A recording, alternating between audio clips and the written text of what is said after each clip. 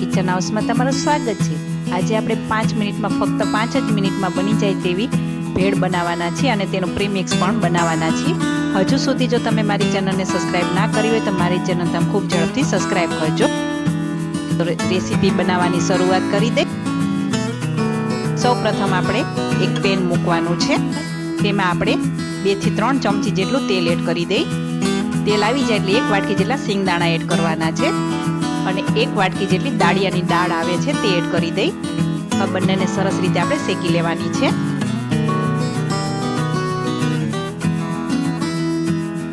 હવે તેમાં આપણે મીઠા લીમડાના પાન છે 5 થી 7 નંગ તે એડ કરી દઈ। તમે જોઈ શકો છો તેનો કલર બદલાઈ ગયો છે, સરસ રીતે શેકાઈ ગયા છે। 5 ચમચી જેટલી હળદર એડ કરી દઈ અને ફરીથી આપણે મિક્સ કરી દઈ। આમ કરવાથી એકદમ સરસ મજાનો કલર આવશે। હવે અહીંયા મેં 1 બાઉલ જેટલા મમરા લીધેલા છે એ એડ કરવાના છે। આજે 250 થી 200 ગ્રામ જેટલા મમરા લીધેલા છે। હવે સરસ રીતે આપણે મિક્સ કરી દઈશું। તમે જોઈ શકો છો સરસ રીતે મિક્સ થઈ ગયું છે અને તેનો કલર પણ સરસ આવી ગયો છે।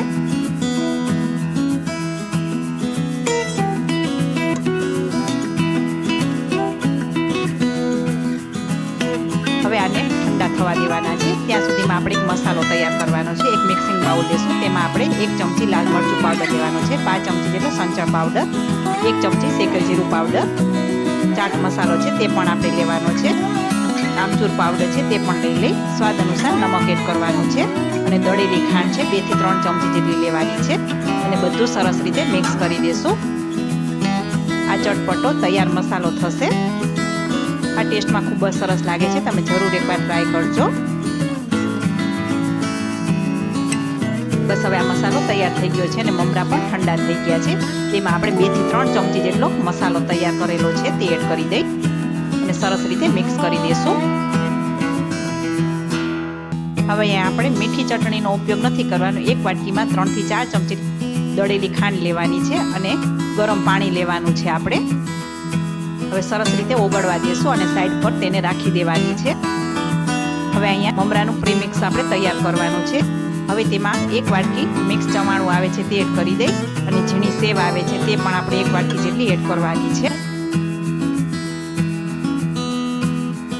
હવે આ પ્રીમિક્સ તૈયાર થઈ ગયું છે। હવે તેમાંથી આપણે ભેળ બનાવશું। એક મિક્સિંગ બાઉલ લેશું, તેમાં આપણે 1 બાઉલ જેટલું પ્રીમિક્સ ભેળનું તૈયાર કરેલું મિશ્રણ છે તે લેવાનું છે।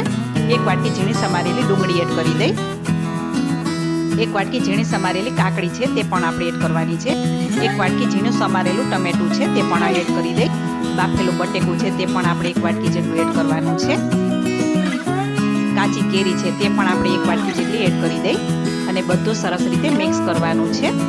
હા, તમને મારો વિડીયો અને મારી રેસીપી કેવી લાગે છે તે કોમેન્ટ બોક્સમાં જરૂરથી જણાવજો। હવે જે ખાંડવાળું પાણી હતું તે આપણે અત્યારે 2 થી 3 ચમચી જેટલું એડ કરવાનું છે। અહીંયા આપણે મીઠી ચટણીનો ઉપયોગ નથી કરવાનો। હવે સરસ રીતે પહેલા મિક્સ કરી દેશું અને ગ્રીન ચટણી છે તે આપણે અત્યારે 2 થી 3 ચમચી જેટલી એડ કરી દઈ। કોથમીર પુદીનાની છે તેની રેસીપી પણ મેં મૂકેલી છે, તમે જોઈ શકો છો યુટ્યુબમાં જઈને। હવે સરસ રીતે મિક્સ કરી દેવાનું છે। આ બાર લારી પણ મળે તેવી સરસ મજાની ચટપટી ભેળ તૈયાર થશે। ઉપરથી આપણે કોથમીર એડ કરી દઈ 2 થી 3 ચમચી જેટલી અને ફરીથી આપણે મિક્સ કરી દેશું। સાંજે બાળકોને આ નાસ્તો આપી શકાય છે। હવે તેને આપણે સર્વિંગ પ્લેટમાં જ લેશું। જોતા જ મોઢામાં પાણી આવી જશે અને બાળકોને તો મજા પડી જશે। તો છે ને સરસ મજાની રેસીપી, કોથમીરથી આપણે ગાર્નિશ કરવાનું છે। તો કેવી લાગી આજની મારી આ રેસીપી? તમે જરૂરથી લાઇક, શેર ઓર સબસ્ક્રાઇબ કરજો અને મને કોમેન્ટ પણ કરજો।